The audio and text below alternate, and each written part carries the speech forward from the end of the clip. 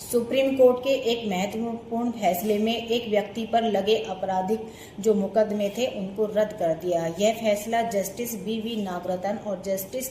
ए महादेवन की बेंच के द्वारा दिया गया। बेंच के द्वारा इलाहाबाद हाई कोर्ट के उस फैसले को रद्द कर दिया गया जिसमें कि अपीलकर्ता के द्वारा जो उस पर एफआईआर दर्ज हुई थी उनको रद्द कराने के लिए अपील फाइल की थी, लेकिन इलाहाबाद हाई कोर्ट के द्वारा उसकी अपील को रद्द कर दिया गया। इसमें मामला एक मैट्रिमोनियल डिस्प्यूट से जुड़ा हुआ है जिसमें कि जो शिकायतकर्ता थी उसकी शादी 2014 में जो अपील करता था उसके भाई से हुई थी, लेकिन कुछ दिन बाद ही उन दोनों के आपस में मैट्रिमोनियल डिस्प्यूट हुए और जो शिकायतकर्ता थी वह जाकर अपने मायके रहने लगी। इसके बाद 2023 में जो शिकायतकर्ता थी उसके द्वारा मेरठ की सिविल लाइन पुलिस स्टेशन में उसके द्वारा सास, जेठ और पति के खिलाफ क्रूरता और दहेज से संबंधित मुकदमों में यानी कि आपराधिक मुकदमों में एफआईआर दर्ज कराई गई। इन्हीं एफआईआर को रद्द कराने के लिए जो अपील करता था अर्थात जेठ था उसके द्वारा इलाहाबाद हाई कोर्ट में अपील की गई, लेकिन इलाहाबाद हाई कोर्ट के द्वारा उसकी अपील को